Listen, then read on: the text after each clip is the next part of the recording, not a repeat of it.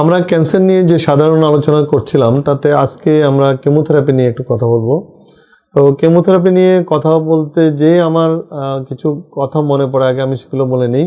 সেটা হচ্ছে দীর্ঘদিন ধরে ক্যান্সার চিকিৎসা করতে যেয়ে আমার এটাই হচ্ছে সবচেয়ে বড় অভিজ্ঞতা যে ক্যান্সারের কেমোথেরাপি এটা কি ভালো না খারাপ, এই ব্যাখ্যা করতে করতে আর এই ব্যাখ্যা নিতে নিতে কিন্তু আমাদের অনেক রোগী ক্যান্সার নিয়ে দুনিয়া থেকে চলে গিয়েছে, তারা কিন্তু ক্যান্সারের চিকিৎসা পায় নাই।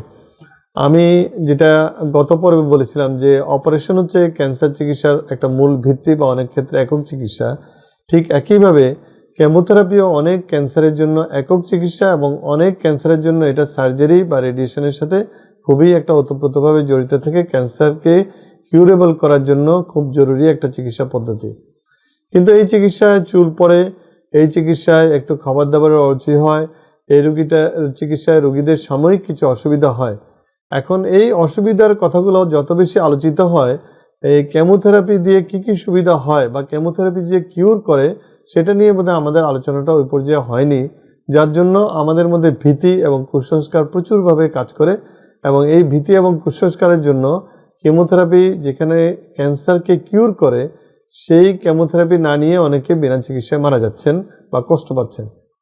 একটা ভীতি তো আছে চুল পড়ে যাবে, আর একটা ভীতি আছে যে আমি খেতে পারতেছি না, বমি হচ্ছে, ওজন কমে যাচ্ছে, শরীরে নানা ধরনের পরিবর্তন হচ্ছে, ক্যান্সার চিকিৎসার পরে আমার ফেটিক ডেভেলপ হচ্ছে ইত্যাদি কারণে আজকে যে একটা কুসংস্কার, এটা কিন্তু আমাদের ক্যান্সার চিকিৎসার ক্ষেত্রে একটা বড় বাধা।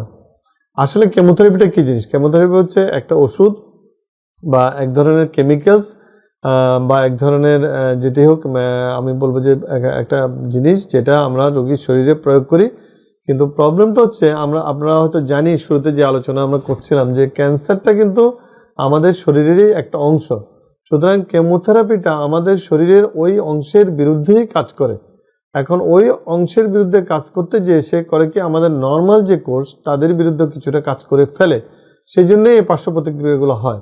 কিন্তু আলটিমেটলি কেমোথেরাপি অনেক ক্যান্সারের জন্য একমাত্র এবং অনেক ক্যান্সারের জন্য কিন্তু সহায়ক চিকিৎসা। এবং আপনারা জানলে খুশি হবেন যে অনেক ক্যান্সার আছে শুধু কেমোথেরাপি দিয়ে ভালো করা যায়। যেমন আমি যদি বলি, লিম্ফোমা বলে একটা রোগ আছে, আপনারা জানেন, হজকিন নন স্কিন, এই চিকিৎসার জন্য আমরা শুধুমাত্র কেমোথেরাপি দিই, রোগীরা ভালো হয়ে যায়।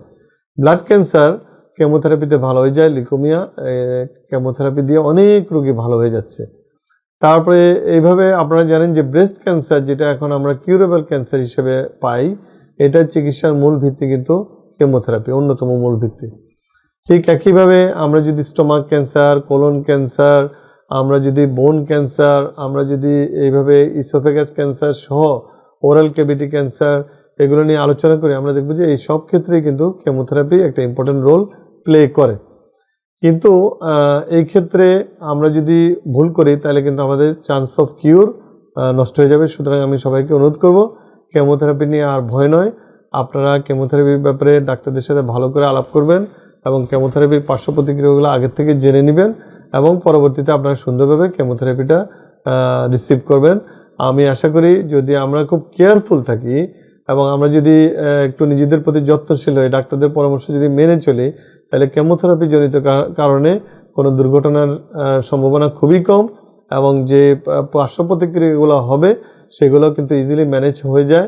বিশেষ করে চুল পড়া নিয়ে আপনারা যেটা আতঙ্কিত, এই চুল কিন্তু আপনার ওই 5-6 মাস পরে আবার সুন্দরভাবে আগের মতোই চুল হয়ে যায়।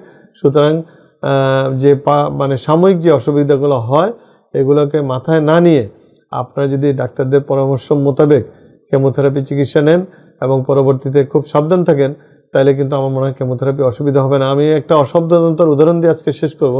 এটা হচ্ছে গত কোরবানির ঈদে আমার একটা পেশেন্ট কেমোথেরাপি নিল, ঈদের জাস্ট 4 দিন আগে নিয়ে উনি ঈদের গরু কেনার জন্য বাজারে চলে গেলেন এবং আলটিমেটলি উনি সিভিয়ার চেস্ট ইনফেকশনে আইসিইউতে 18 দিন থেকে প্রায় আবার 5-6 লাখ টাকা খরচ করলেন এবং মৃত্যুর দ্বার প্রান্ত থেকে ফিরে আসলেন। সুতরাং ডাক্তার ওনাকে বলে দিয়েছিল, আমি বলেছিলাম যে না, আপনি কমসে কম 1 সপ্তাহ বাসার বাইরে যাবেন না, কিন্তু উনি ওই কথাটা মানেন নাই, উনি পাবলিক প্লেসে গেলেন এবং উনি ইনফেকশন আক্রান্ত হলেন। সুতরাং কেমোথেরাপি রোগীদের জন্য ইনফেকশন একটা ভয়াবহ সমস্যা, সুতরাং খুব সাবধান থাকতে হবে যাতে আমরা ইনফেক্টেড না হই কেমোথেরাপি পরবর্তীকালীন সময়। ধন্যবাদ।